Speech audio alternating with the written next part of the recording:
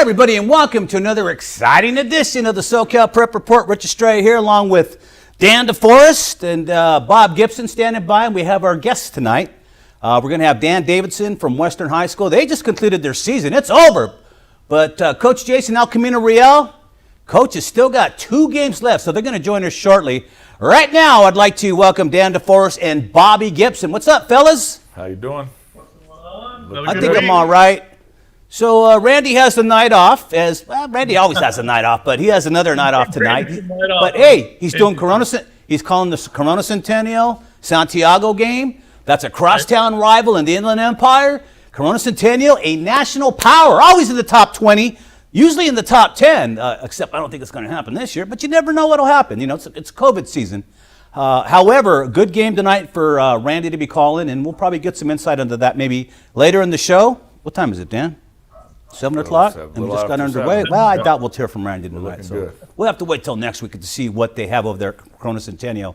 But, hey, let's bring on Davidson now. Coach Jason from El Camino Real. Let's get everybody in here. Throw him in. Throw him in. Come on. Push those buttons, Larry. There you go. Hey, guys, how you doing? Great, Rich. Great to see you. Coach Sabolic from the city section, El Camino Real. And, of course, there's Dan Davidson, frozen in time. Now, that's what Davidson looked like when he was younger, about 5 minutes ago. I don't know what he looks like now. He's frozen out at this moment. But Dan Davidson from Western will be joining us shortly. Fellas, let's just get into it now. Let's just get into it, not even play. You saw the Bosco Mater Dei game. That's usually the national champion. Comes out of that league.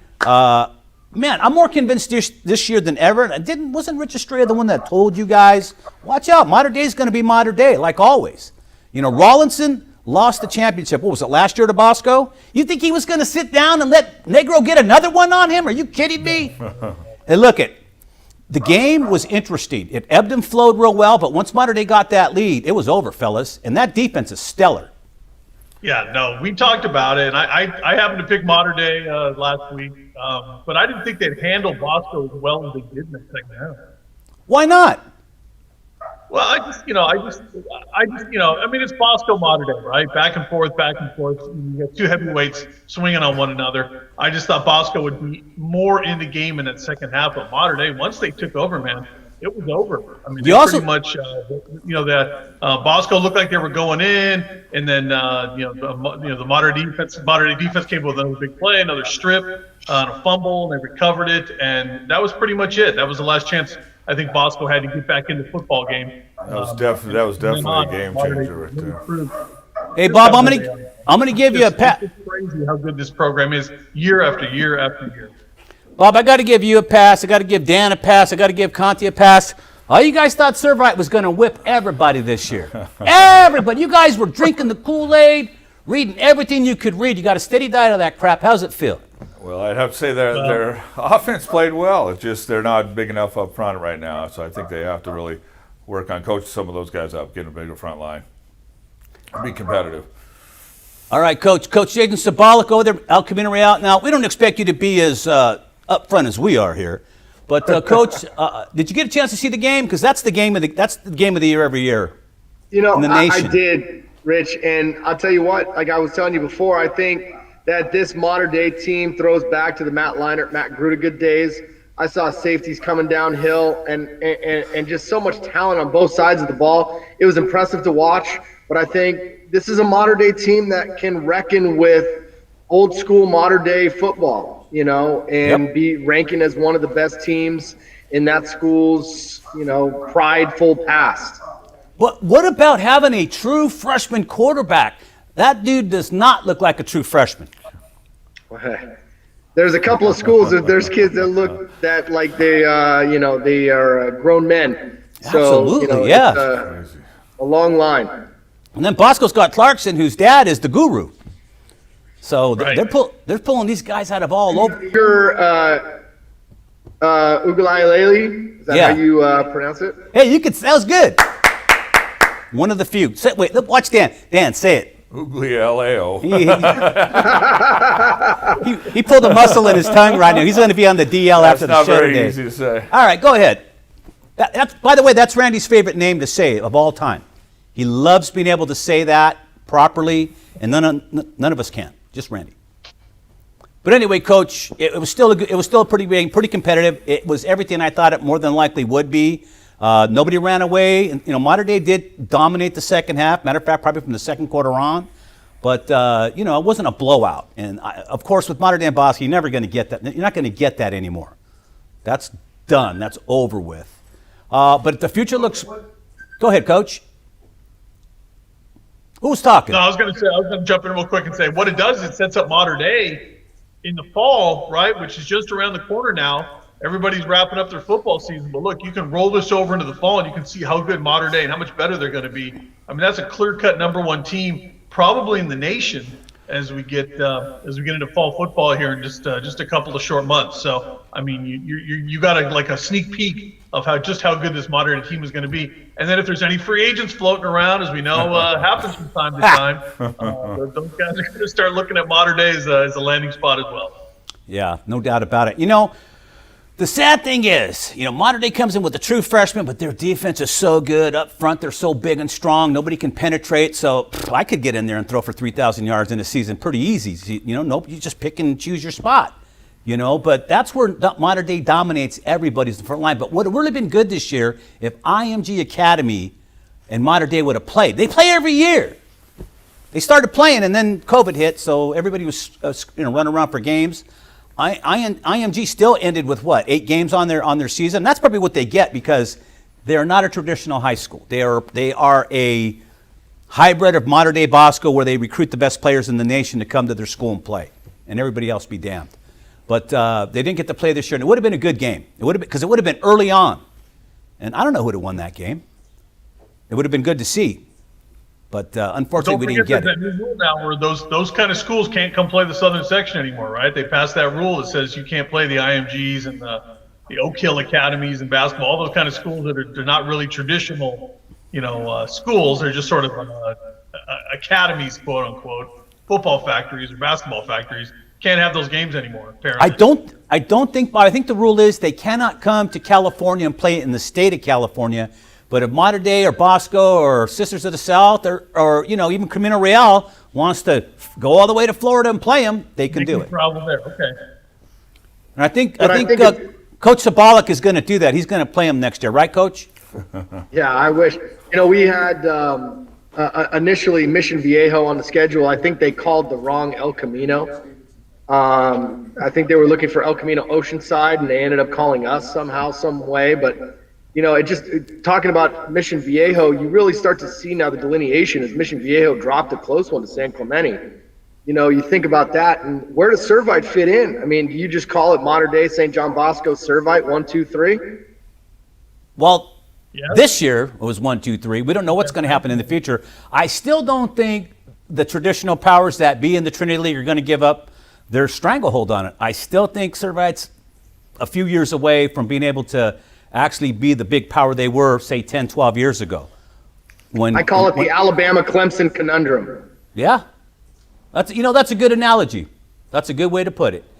So, I don't know. We'll have to wait and see what – go ahead. It's hard for any public school to compete with the private schools like that in Southern California. It just is. Hey, Dan, welcome back. We've been talking about the big game of the year, the national championship game every year. This year, there was no real national champion because the California teams didn't play till late in the year, but everybody else did. Go figure. But what was your impression of that game, Coach? Thought it was a great job. I agree with you. Mater Dei up front on both sides of the ball is just a little bit different. And if you want to take a step back from there, I heard you guys really talk a lot about Mater Dei Bosco and even mentioned Servite. Think about Los Alamitos and the amazing year they had. They go in the open division and they have a great team. They could literally come in as like the 6th seed, have to play Servite. If they beat them, they play Bosco. And if they beat them, they play Mater Dei just to win a CIF championship. That you talk about a gauntlet, and something needs to be done about the CIF and allowing these teams, like you said, IMG. Some of these teams are just a little bit different and built different, don't have the same type of, ways of going about playing as we do. No neighborhood boundaries. You know what their neighborhood boundary is? From Hawaii to China, because they can send anybody in. Remember that Wayne Marino guy at Artesia? I mean, this guy gets on the club circuit. He goes and takes a team internationally. The following year, he's got 3 guys from 3 different countries who are the best players in their high school coming and played for his team in Artesia. That's when he had those powerhouses, and then he got caught because one of the kids was actually 23 years old, trying to pass him up as a junior. I'm not kidding. Aubrey Fernandez, look it up, man. It's a public record, man. It was the greatest scam ever. Greatest scam ever. Yeah, it's a great game, and it's cool to be a part of it and see it in Southern California and all that. But I just think there's obviously a place for it. But as you start looking at some of the amazing accomplishments this year, and then you go and watch those guys, it didn't look like they had any setbacks at all for COVID. I'm sure Coach can talk about some of the things we had to do trying to install offenses and get a defense up to par, the things that we have to do. Man, it looked like the day was just going, and I think the game would have been even a lot better had Bosco not turned the ball over a few times, especially, right about going in for a score. You mean Bosco turned the ball over, or Mater Dei forced the turnovers? Yeah. They were so aggressive, man. They were so good in this ball game because remember, they weren't just playing an also-ran in the southern section. They were playing a pretty good team. Former national champ. The reigning national champ at the time. Reigning national champ. Yeah, the reigning national champion. They made him look very pedestrian in that game. So if I'm the Trinity League, I'm scared about next year. And Bruce probably has 5 new linemen coming in next year, all All-Americans. Dan DeForest still has eligibility. He's thinking about going over there. No way, but hey, I do He wants that ring, baby. He's paying the Duncan here. I do like you brought up the Griffins. Los Alamitos Griffins had a great season, undefeated, and they were beating people pretty good. That offense is going to be high powered. They have that sophomore quarterback and really have a young team. I think they're going to be someone to be reckoned with next year. You think so? Oh yeah, I think they're building. Yeah. Griffin football's back. Griffin football's back. Los Al. Yeah, they got a great sophomore wide receiver in DB. Already been offered by, has already taken trips to Clemson and Oklahoma, and obviously Malachi Nelson speaks for itself and what he's doing at quarterback. They may end up one of the 2 top sophomores in the nation when it's all said and done. And then you put Coach Fenton coaching those guys and the way they believe in each other. They also have a very good running back, a couple of good defensive linemen, and like you said, they're very young, but they better hope that they come in 9th so they don't go in that top 8 open division. You better hope they get this 9th. Yeah, that's a good observation, Coach. You're always thinking ahead, brother. Hey, Dan, let me impose on you if I will, and if I'm crossing the line here, that's cool. But what did you tell your team at the end of the game? I know those things are private in the locker room, but what was going on? Because this was not a normal season. Your team goes undefeated. There's no playoff. It sucks in a way, but they did get to play, and that's what it's all about. It's the first time in several years for us that we went into the game knowing it's our last game and knowing that was going to be it. And so basically what I told them is enjoy the journey and take it in. And everything that you went through, we never stopped for 13 months. We continued sending out workouts and doing meetings. I told them to enjoy every single moment of it. And for most players, everyone knows that it's over for them. There's no pickup football games. Nope. Baskets or playing a baseball, softball league. In football, it's over. So I really emphasized enjoy the journey, take everything in, and these guys and the love that we have as a family, cherish that moment. That's really how I act that last game. Yeah, and that's tough. And it's one thing about your program, Dan, I told you before, I've noticed, is it is more like family. I've been to a lot of schools, talked to a lot of coaches, seen the program. It's very septic, very impersonal, monotone. Call it whatever you want. But your program's a lot different, man. The kids all get along. You have a genuine care for everybody, and they talk about it, and it comes out on the field because, let's face it, it's not like your geographical area is the hotbed where all the athletes are coming out, if you know what I mean. So we might not be taking on IMG Academy down in Florida or doing a home and home with them, but what we do have is a culture that we built, and it really starts with the entire coaching staff and the players buying into a method that this isn't only about football. It is about a journey and trying to teach them to be higher morals and more character and do those things. We do go by the Bushido code. And when I took over the program, that was the first thing I did. And we wanted to attack character and to go those things. And don't get me wrong, we've been sending a lot of players out to colleges of late. but we wanted to do it in a way that we all supported each other. And Rich, you've been to some of my games, you follow us. When someone else scores, the guys are just as excited. And I would love people to be on our sidelines when the game's going, pretty favorable for us. And you see that we have some of the young guys in there, how locked in that the older guys in, it's already got their time, that they're so excited and pumped up for each other. And that's a day in and day out activity for us. And it's something I'm very proud of.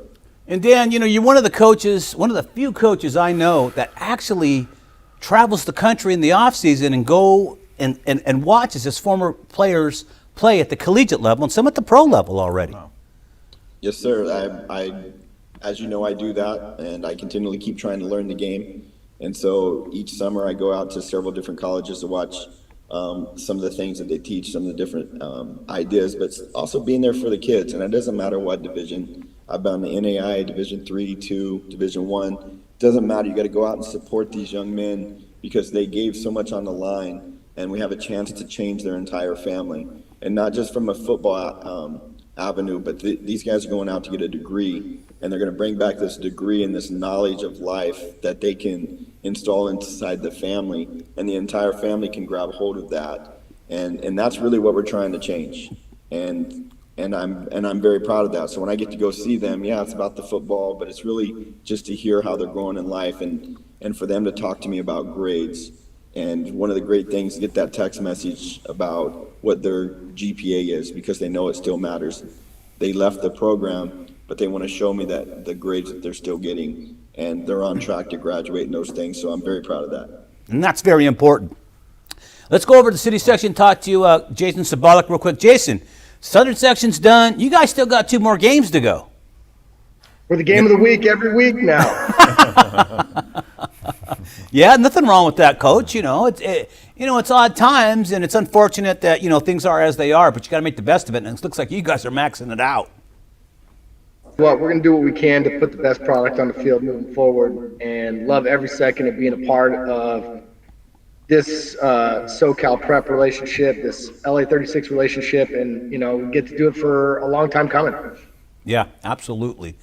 Coach, you guys play 2 more games. There's no playoffs for you guys, right? In the city section, there's nothing like that. Correct.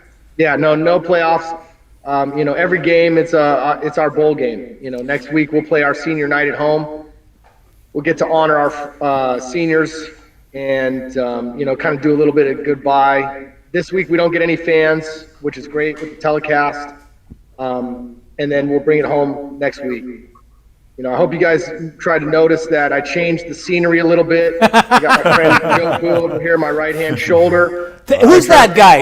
It looks like find some way to get a win. Looks like Alfred E. Newman right there, man. He stick his finger in a light socket, doesn't it? That is great. Coach, we'll acknowledge anything you need to do to get a win, man. You know what I'm saying? Right. Anything. That's it. We're going to plug away. We got a lot of kids. We got a lot of great heart. These kids are putting up with such an unreal thing going on right now mentally as far as the pandemic goes. Getting out on the football field is phenomenal for them.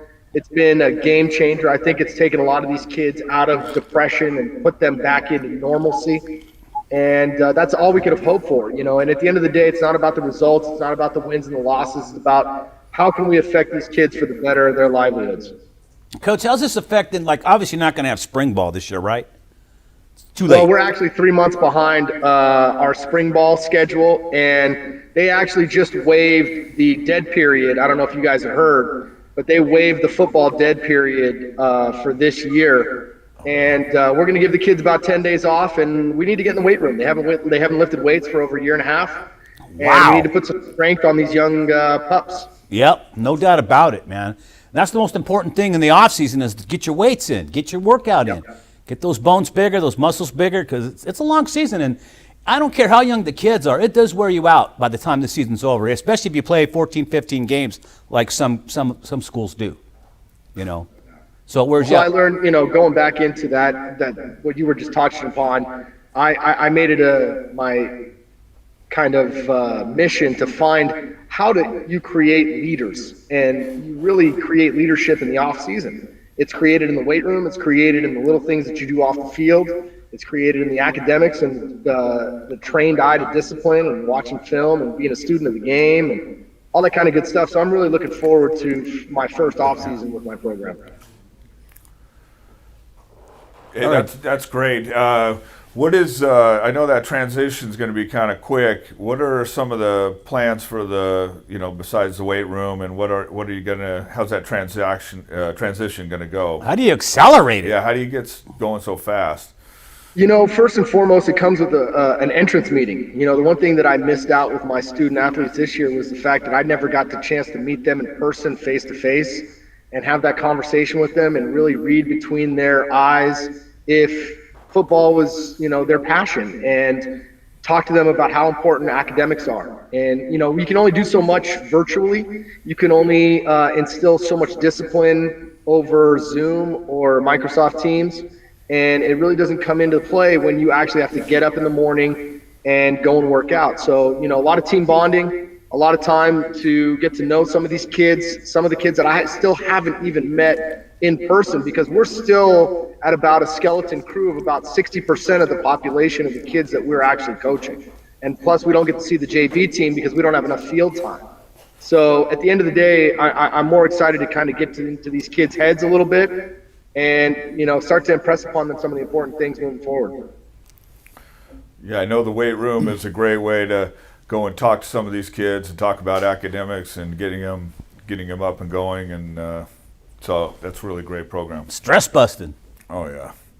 Right on. Oh, yeah. Hey, Bob, you sleeping there or what, man? Well, good, man. I'm listening to all this good conversation going on, man. These coaches are. I figured you want wanna- wisdom, man. It's good to listen to. You were talking a lot of trash about Davidson before the show. Why don't you tell him what you were saying to his face now, Bob? Just kidding, Coach. And Coach knows it. This is good stuff. No, this is good stuff, because when we have two coaches on here that really care about their kids, just really beyond the football field. I think that's what we're seeing so much of during this whole trying time that everybody's gone through. Checking in on kids, making sure everybody's okay. Of course, football's a priority, but academic and everything else. Mental health, that's been a big issue. So we've got coaches here that care about their kids. And that's the kind of thing that lasts a lifetime. Everybody remembers those great coaches they have when they were kids. That really helped them through things. And I think that's the great part about high school sports. And looking at it from the wide view angle, right? Yeah, absolutely. Hey, Dan, let me ask you another question about what's going on now. We saw what Coach Sabolic said about how he's going to handle his transitionary into quote unquote lack of spring ball. They've waived the dead period, all that. So where do you go from here? Your season's pretty much done. You're going to take a week or two off and then start back up again? Or are you getting back into the situation on Monday, or are you already back at it? Well, to be honest, we are back at it. So I knew it. How dare you? What we did is we do homework club. So I passed out the calendar. We have 98 days before we come into what's called our season's first practice. And if you count the calendar back, it's 100 days to get to that. So we calendared everything. We do homework club on Tuesday, Wednesdays, and Thursdays. That's something that we are very proud of the way that we go it. We track the kids' weight and their protein and their hydration. We hand them the workout programs that they have to do, not only for lifting, but conditioning piece.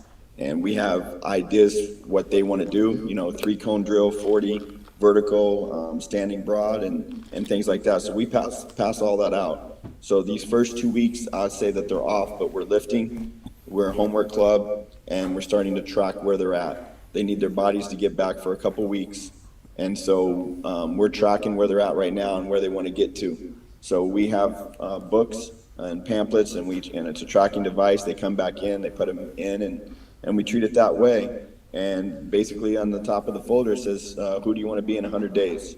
Because in 100 days, it takes us to the 24th of July. And that's when our season would start, and that's our motto. So right now we're trying to get all those missing assignments, getting the grade point averages set up. We work on camps. We did clearinghouse on Monday for most of our athletes, and then Tuesday we come down and do all these different camps that we put stuff out, and we register the kids that way. So that's really what we try to do. And then we're again, I don't want to say that we focus everything on football. We're just focusing more about character. And so guys love a coach to talk perfect. The kids love to be in the weight room. So kids like to lift weights. Teams that bond win. There's no question. Most teams that win championships have bonded very well. And I think all these things you do helps these kids bond. If you're having a homework club, you're having the workouts and they're personalized, so everybody has to show up. I mean, you know, they begin to bond that way. You talk about any. Go ahead. Rich, you're so right on, because, you know, we're doing the protein and they come in, they get the shakes and messing around, they're having a good time, they're tracking the weights. Yep. They create their groups on it. And every one of you guys are still involved in sports because it was so impactful for you when you were at this time. I know my best friends are still the guys that I played ball with. Oh, yeah. And so that So are some of my worst. Yeah, and that's what we're trying to convince them, right? We're trying to let them understand the values that are here, and the values come from all those weight room sessions and tracking and fighting and having those guys go with you. And you're a different breed if you play football. Let's face it, it's a different animal that comes in, and not everyone's been meant to play football. And I'm just very proud of how the guys want something and they attack it and they go about it. And it's very important. Today I send out little motivational texts to my guys almost daily.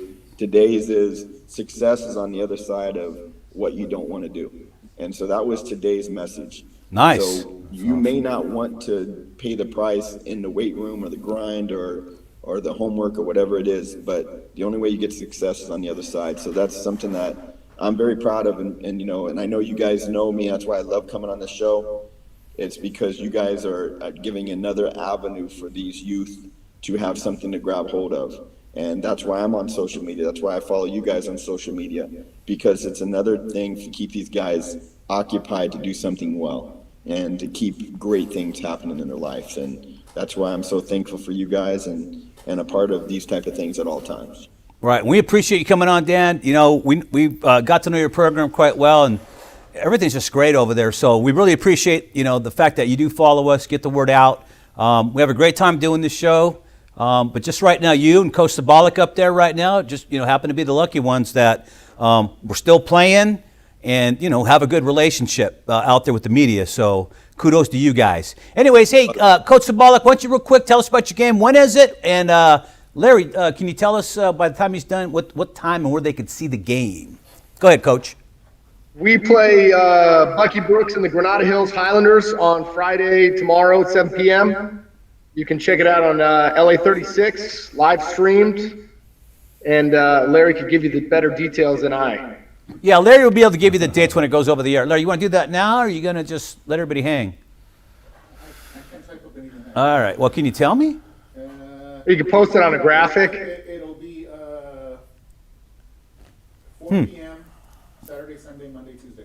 4 p.m. Saturday, Sunday, Monday, Tuesday, and that's the replay, right? And of course, it'll be live streamed, so that's always good. And it's very important right now. With nobody could come to the games hardly at all, and so you'll be able to watch it on TV, and that's going to be cool. All right, guys, that's about all the time we have for today. I'm going to let I'll let Coach Sabolic have a parting shot. Coach Davidson after him. Go, Coach. I'd just like to thank you guys for the opportunity to be on live, whatever you want to call it, social media, so to speak. And I really get to enjoy these Thursday nights. I'm starting to get used to it. So if you guys have an opening down the road, or Randy decides to quit for some reason because he becomes, rich and famous, I'd be happy to join the crew. Right on, Jason. I love that. Hey, Dan, what about you, man? That's great. Thanks for everyone to get this season off track. This is so important to these senior kids, and I know we did testing every week and had to go through so many obstacles just to get them to come on campus. And there's so many people that were a part of those things, and you guys keeping these shows going on and keeping it for belief that there is this pandemic is going to end. And thank you guys so much for all that you do. Look forward to next year and getting closer and closer to normalcy for all of us, and look forward to supporting everything you guys are a part of. Yep, and we're looking forward to exploding with the sports here real quick. So, hey, coaches, thank you so much for joining us. Coach Sabolic of Camino Real, from the city section, Coach Dan Davidson, Western High School of Anaheim, also joining us tonight. And that's it, man. On behalf of my boy here, Dan DeForest, Bob Gibson, I'll just say John Conti because he's here hanging out. And, of course, Larry, our producer. We're saying so long from your friends here at the SoCal Prep Report. We see y'all next week. Sound like a Southerner when I do that, don't I? Hanging out with Booty. think you're close enough. Josh, that is.